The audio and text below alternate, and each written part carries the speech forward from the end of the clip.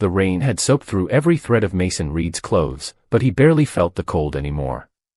He was on his knees outside the emergency room, clutching a small envelope containing the last $73 he had in the world, while his mother lay inside fighting for her life.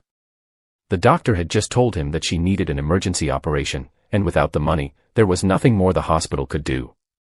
Mason looked through the glass doors at the woman who had sacrificed everything for him, and for the first time in his life, the man who had always promised to protect his mother felt completely helpless. If you believe in kindness, second chances, and the idea that one small act can change someone's entire life, please take a moment to like this video, share it with someone who needs hope, and subscribe to Kindness Corner. And tell us in the comments where you're watching from. Your comment might remind someone on the other side of the world that kindness still exists. Mason had spent the last 6 months working whatever jobs he could find. He unloaded trucks before sunrise, cleaned restaurant kitchens late at night, and sometimes slept only 3 or 4 hours before starting again.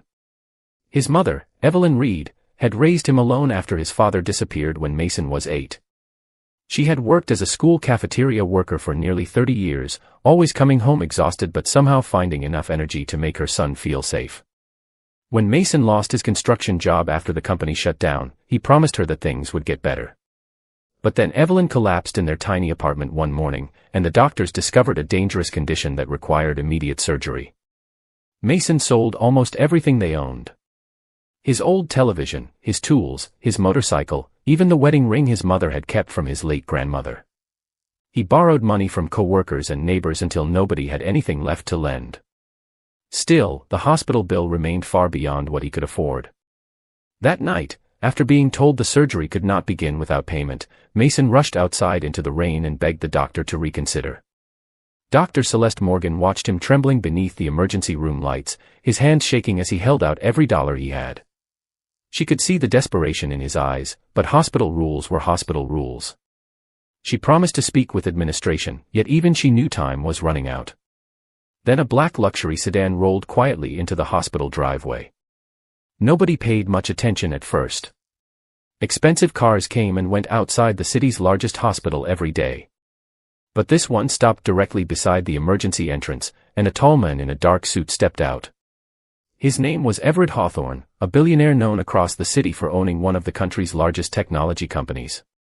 He had come to the hospital for a private medical appointment, but as he walked toward the entrance, he noticed Mason kneeling near the curb, soaked, exhausted, and holding a stack of crumpled bills. Everett stopped. He watched Mason wipe his face and stare through the glass at his mother. Something about that sight froze the billionaire in place. Years earlier, Everett had been poor too. He remembered sleeping in his father's broken delivery van after losing their home. He remembered his own mother working double shifts while pretending she wasn't tired. But most of all, he remembered the one stranger who had paid for his mother's medicine when Everett was just 17. That single act of kindness had changed the direction of his entire life. Everett walked toward Mason and quietly asked what had happened. Mason initially refused to believe the stranger could help. He explained everything, expecting another polite promise or sympathetic look. Instead, Everett looked at the envelope containing the $73 and then at Mason's exhausted face. He reached into his jacket, pulled out his phone, and made one call to his financial office. Within minutes, the hospital administrator arrived, and the surgery was authorized. Mason stood completely still as he realized what was happening. He tried to thank Everett, but the words disappeared behind his tears.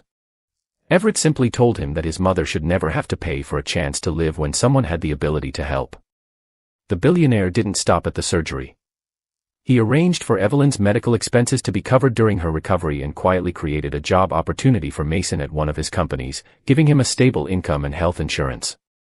Hours later, Dr. Celeste finally walked out of the operating room. Evelyn had survived. Mason collapsed into a chair, covering his face as the weight of the entire night finally broke through him. When he looked up, Everett was still there.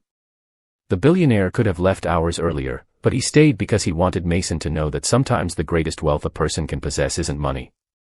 It's the ability to remember what it felt like to need someone. Months later, Evelyn recovered enough to walk again. Mason accepted the job and slowly rebuilt his life.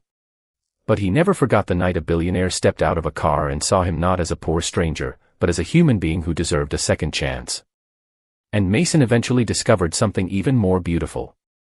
Everett's mother, the woman who had once helped Everett when he was a teenager, had taught him the exact same lesson: kindness doesn't become smaller when you give it away. It grows. If this story touched your heart, please like the video, share it with someone who believes people can change lives through kindness, and subscribe to Kindness Corner for more stories that remind us never to lose hope. Before we end, I want you to leave one special comment: kindness always comes back. Let those words be a reminder that somewhere, someone may be struggling silently and waiting for one person to care. Because sometimes, a person doesn't need a miracle. Sometimes, they just need someone to stop, look at them, and say through their actions, "You are not alone."